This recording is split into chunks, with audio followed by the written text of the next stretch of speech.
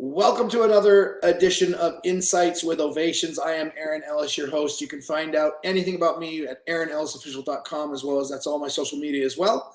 What we do on this podcast is we love to showcase the talent that we have on Ovationz, the expertise we have, the personal and the professional aspects of that expertise, as in my world, they're completely connected.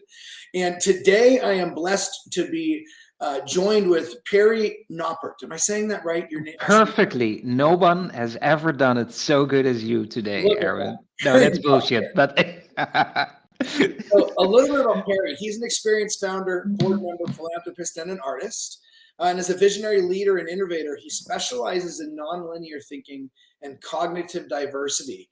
And he's the founder of what's called the Octopus Movement and the Brain Forest Alliance. Now, both of these, from what I read and understand, are extremely groundbreaking initiatives that aim to drive acceptance and awareness of the awesome abilities of atypical people like myself and like Perry here, and is passionate about promoting inclusivity and understanding of individuals with neurodiversity. Did I get that right, Perry? Is that pretty spot on? I love it. Yeah. Perfect.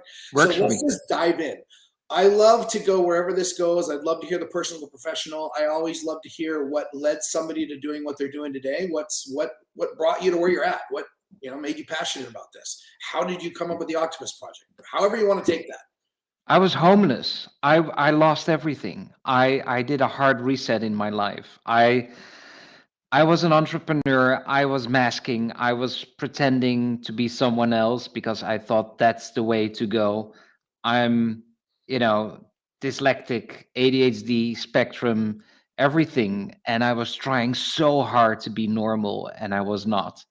And at one point in my life, I thought things were going wrong, Aaron. It was just things were going wrong. And I was thinking, no, this is not what I should do. And I did a hard reset. I gave everything away, and I was homeless for 7 months. And then I was thinking, I survived that. I was very curious in being homeless. I wanted to know what that was, what that is to be there in that space, Yeah. and discovered that I can survive that. And for me, there was a feeling of, okay, if I can survive that, then everything is possible. And then what do you do when everything is possible? And for me, that was starting a nonprofit, a global nonprofit, a movement where these weirdos should deserve more attention. Mhm. Definite. We're missing out on something if we stick into the box. And that's what happened. And why an octopus? I was chatting, I was interviewing a lot of people, and I was asking a group of people, what is the symbol of a curious misfit? Because that's what I found that everybody had in common. Mhm. Everyone that I interviewed. During these interviews, I went to Philips, a Dutch organization, and I asked them for an MRI machine. I was homeless. So this homeless dude went to Philips and said, can I have an MRI machine? And they looked at me like, oh, that's weird, right? And I ended up in contact with the design director of Philips. And I explained to her, you know, everybody's talking about a differently wired brain. What is that? Does it exist? I want to know more. So Yeah. I want to do MRI scans. And she says, well, I can't give you an MRI machine, but I can give you a research team. And that's how it all started. And I was asking a group of people, what is the symbol of a curious misfit? Because all these weird people that don't fit in the box, what they have in common is that they're so curious and they're misfits. And that's the octopus. Someone said an octopus, then someone else said, have you seen My Octopus Teacher? Beautiful documentary. And everything came together. And here we are, the Octopus Movement. I think it's interesting in my experience in a different way in what you're talking about. These people that don't fit. These, what did you call them? The curious what? What was the Curious term? misfits. Curious misfits. Yeah. And what I found though, when I've spoken on this kind of topic in corporations and organizations, I end up having a lot of people come up to me saying, "I think I'm like you." Literally, so there's way more people that are these. Way more. And you Eric, brought this up way more. you Yeah. brought up a big term that I don't think a lot of the audience will understand, but I understand it through my understanding of my cognitive abilities. And you brought up masking. Yeah. I learned that that was something that was very unhealthy for me. Meaning, I could appear normal, but man, would it drain me, and I would hit a burnout phase where I would literally have to retreat from the world to Yeah. decompress, right? Yeah. And now I understand, and this is where I want to ask you a question on. Now I understand that I need that decompression, and from what I've found, everybody needs it, right? Hmm. And Hmm. what if we had a world where people took time to decompress? What if when they got overwhelmed, they actually said, okay, my brain has literally assimilated as much as it possibly can right now, and I need some time to process and assimilate, and I need a break. What if that happened? What would the productivity look like? So That would be curious on cool. where that takes you in your thoughts. That would be cool. But the problem here is linearity. Yeah. How I see it is we have a nonlinear brain, you and I, and Mhm. some people, you go to school and then school teaches you how to be linear, right? Yeah. Because that's what you need to do. And then we can manage everything. For some people, that works very well. For some people, like me, it doesn't work because I can't help myself, but I'm weird. I cannot be just linear. I'm both. The problem only is that we all have a nonlinear brain when we're born. We go to school, we get in this structure, this system, and I'm not against systems and structures. I'm just thinking it shouldn't be all about that. It should also be about humans. It should Yeah. also be about the nonlinearity, which is nature. The problem is that a lot of people kind of like this linear structure because then they don't have to look at their self, at their own mental states to deal with chaos and innovation. So for them, everything is about stability, knowing what will happen in the near and the distant future. So everything stays the same, so they don't have to question themselves on what's happening inside of them. And this is something I'm so passionate about to talk about that linear, nonlinear, because if we allow ourselves a little bit to be more focused on our own mental health, even though maybe you don't have any labels, maybe you're not in neurodiversity, maybe there's nothing wrong with you, I don't care. It is about the flexibility and the adaptability that you have when you allow your nonlinear brain to be there and to thrive and to do many beautiful things and not just be, in your rigid system, linear, tight underwear system where everything is and let's run. Yeah. Yeah, that doesn't work. There needs to be a balance in a way. I think you brought up something like people see it as security and stuff. And from my experience, like, and this is just the way my brain works, I think you'll relate, is like people, what they say is practical is actually completely impractical. What they say is realistic is actually not realistic at all. What they see is safe and secure is absolutely not safe and secure at all. Like, it's the absolute opposite. It's a time bomb, right? And Yeah. it's interesting. Just a little funny thought came up with some of my friends who are also, as it would be labeled in the world, neurodivergent, and then we have the neurotypical. When we come across the people who get confused on how we can just see the connections to everything and how things work, we're like, we just look at them like typical. Yeah. Like, or we Yeah. joke Sorry. typical, but it's a joke.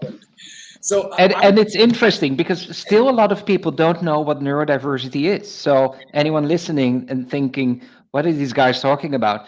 Neurodiversity, it's the diversity of the brain. And apparently, I always thought everybody's neurodivergent because there's diversity in all the brains.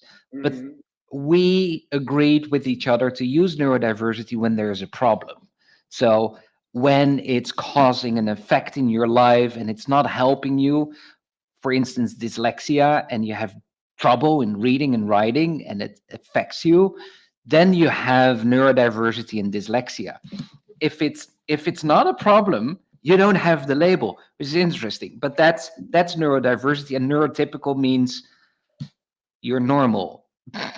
Yeah.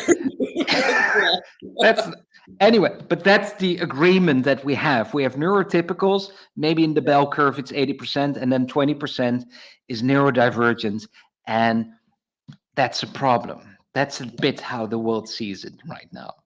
Yeah, and I honestly, you you said when you have a problem with something, that's what we call neurodivergent. Where honestly, as we talked about before coming in, I was diagnosed autistic, and now it's just called being on the spectrum or autism spectrum disorder. I see it as a superpower. Yeah. It's absolutely been a superpower. Now, I have had to learn a lot of things as far as bridging and developing my business acumen, but I had to do it my own way. I still approach everything creatively and everything in a nonlinear way. And I've been able to bridge that gap to be able to communicate on a linear way for those that need to hear it in a linear way, right? But I can jump all over the place and come back to the point where I was at with them. My question to you is, how are you helping teach that? Like, I know my experience in this, but how are you helping teach that in organizations and companies and teams and management teams and HR departments? How can we bring this truth or this actually positive thing, not a problematic thing? How can we flip the script and can shift it to where they can recognize and then empower, just like anybody else on the team? Maybe a bit like wine tasting. It's what we have within the Octopus Movement. We have now close to 6,500 members. Wow. And I call that the nonlinear brain, the global nonlinear brain. And we have created a think tank. I'm so proud of that. It's so cool. I was envisioning, if we bring all these nonlinear thinkers together, the brain power is massive. They see different things. They see connections very fast. And I thought, well, if we have that power, if we bring that together in a think tank, we can create awesome solutions. So that's what we say now. We solve the unsolvable. This is what we do with organizations. We have our think tank, and they can test run that. They have a problem and like, we don't know how to fix this, or it's constantly the same issue. What are these guys thinking? And this is different thinking. Joe Dispenza is saying that 90% of our thoughts are always the same thoughts every day. If that's true, then your management team is thinking the same shit every day. Yeah, right? There is no innovation. And then there comes a creative consultant, and he comes in the office and then say, okay, let's get some comfortable clothing, and we go to a different location, and then we have post-its, and then let's brainstorm. But these guys are thinking the same thing every day. And I think you need to tap into a nonlinear brain with really different thinkers. And when we do that, we have a global group of 40, 50 people coming together, and they're all neurodivergent. They're all weird.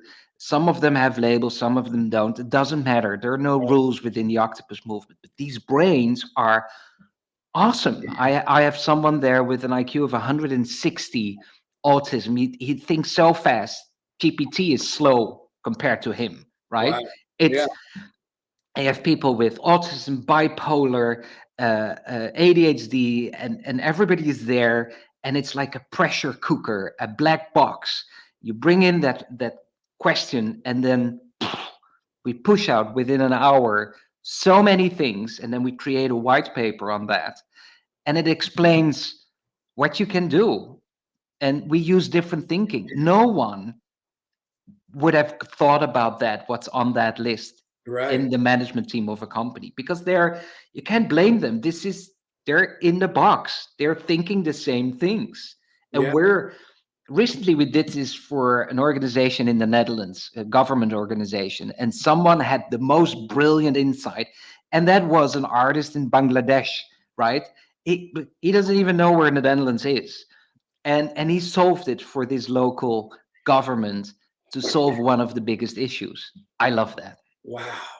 Let me ask you this question, because this is something that I've constantly looked at. I'm always looking at how to expand, how to innovate, I guess you could say is the right word around that. So how have you found helping these organizations continue on the path that you present for them? Let me explain what I mean by that. Obviously, we're talking about habits. We're talking about patterns. You talk about Joe Dispenza, talk about 90% of the thoughts are reoccurring every day.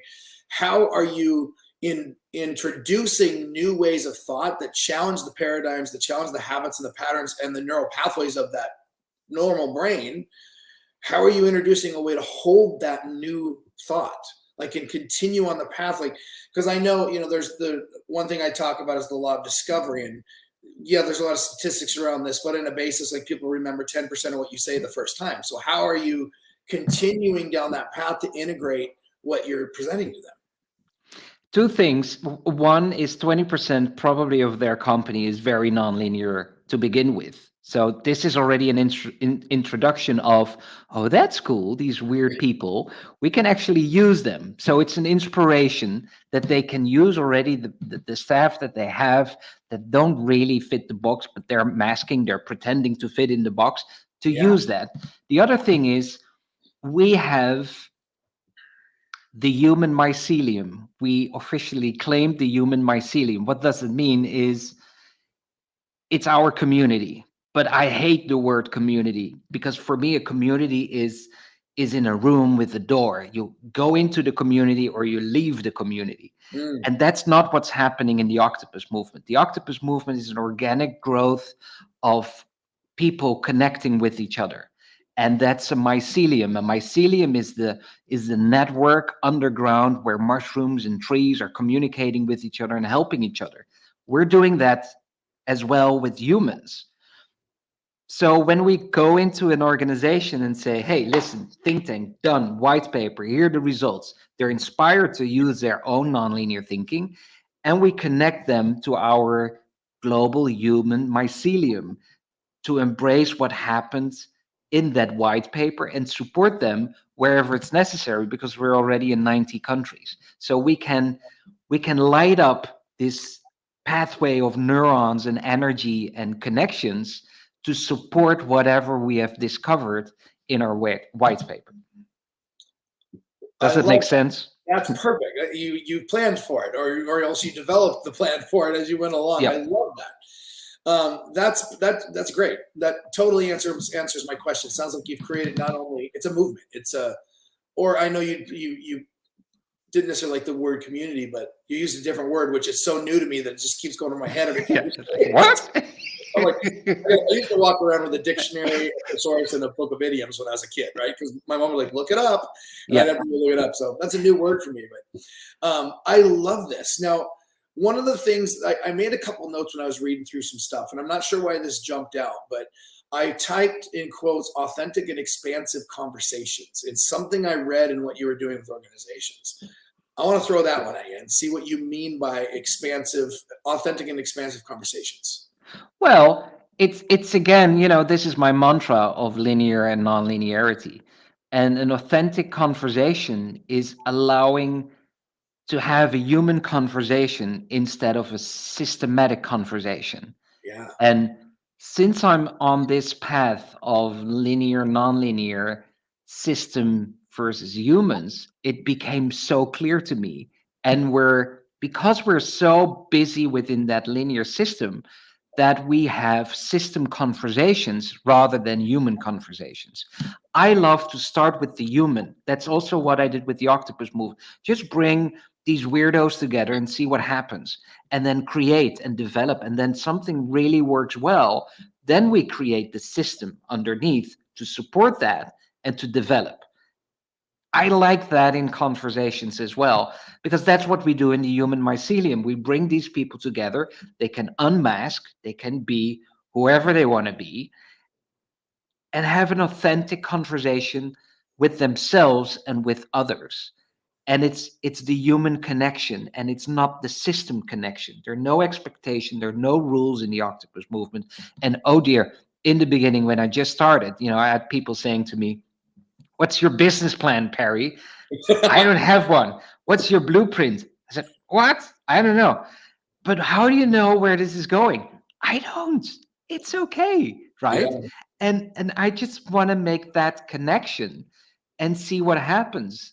And it happens very well. It's working so well. And now when we look at education, we're writing a white paper about education. What's wrong with education? How can we change that? How can we upgrade the system of education? We need to look in the beginning on we humans, what are we doing? Why is there education? What's happening? Forget about the system. Let's see what we're doing here. And that's for me an authentic conversation and being that we're looking at humans instead of systems. I absolutely love that. There's been a consistent topic, and I'll say it the way it's framed in the industry, but it's also shifting too, and there's a reason for that, which is DEI, the diversity, equity, Yeah. inclusion movement, right?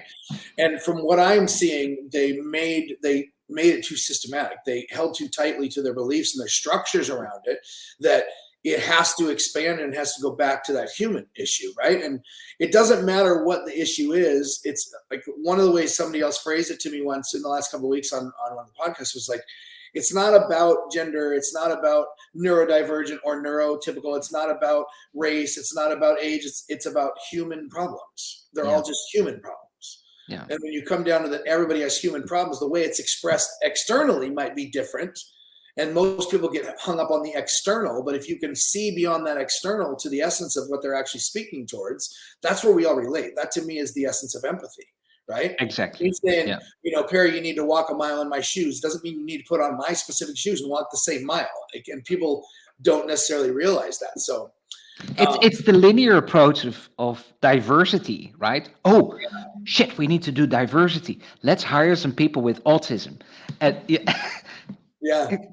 it doesn't work that way. And I gave a speech somewhere at the big company in the Netherlands, and they were very proud. They came to me, we're hiring people with autism. I said, wow, cool. How is that going? Not very well. I said, what's happening? Well, they're leaving quite fast. We can't keep them. I said, why not? The unwritten rules of that organization. It's a financial institute. My God, there are a lot of unwritten rules in the financial world. Yeah. And there was a difficulty within the colleagues, not even the culture of the company, not HR. It's the colleagues. It's the unwritten rules. It's systems. It's not about the human. It's like, what kind of suit are you wearing? This is ridiculous. This is not according to the unwritten rules. Yeah, that's, for me, that's fascinating. And I'm listening to that and I'm thinking, oh shit. Yeah, okay. I know we need to talk about diversity, but this is not the solution, just to be creating a system to create diversity. That's not how it works. Yep. 100% agree. Well, we're at time. I know we could continue to talk more and more. I want to. I think we should have you on again, because I think we touched on some things that we could definitely dive into deeper and go down some rabbit holes here. There's a lot of value here, so I recommend that everybody goes back and re-listens to this multiple times, especially those that are kind of giving the deer in the headlights or turning their head like the dog going, huh? What is and I want to say, can I say one more thing, Aaron? That's what I would like. I'd like to hear your final thoughts. There is a documentary coming out on my nonlinear thinking. It's called The Beauty Between Thoughts. For me, that's where nonlinear thinking lies. You have the thoughts, there's the empty space between thoughts. If you dive in that, you're entering the nonlinear space, and that creates creativity, solutions, passion, love, and everything. And there's a whole documentary now coming out about how I see that and how that works. And I think it's a piece of art. It's so beautiful. It's coming out this month. In March. This month is March. Anyway, I wanted to say that. So The Beauty Between Thoughts is coming out. It's going to be an awesome documentary. That's another whole rabbit hole we could go down. Honestly. Yes, we can talk about that for 20 minutes for sure. About the notes, that's my inspiration, right? It's the music is in between notes, and that the inspiration of love and development is also between thoughts. Yeah. Wonderful, man. Perry, it's honestly been a blessing and an honor. It's been a lot of fun talking to you. I know we could probably go on and on. I really appreciate you taking the time today. And everybody, once again, this has been Insights with Ovationz. We've been talking with Perry, Dr. Octopus Knoppert right now. And if you want to learn more about him, you can go over to ovationz.com and watch for more. I think we're going to have him on again, because I think Kim and I are going to have a lot of things to talk about. So, Perry, thank you very much. I appreciate you being with us today. Thank you, Aaron. So cool to be here. Thanks, Ovationz. See you guys next time.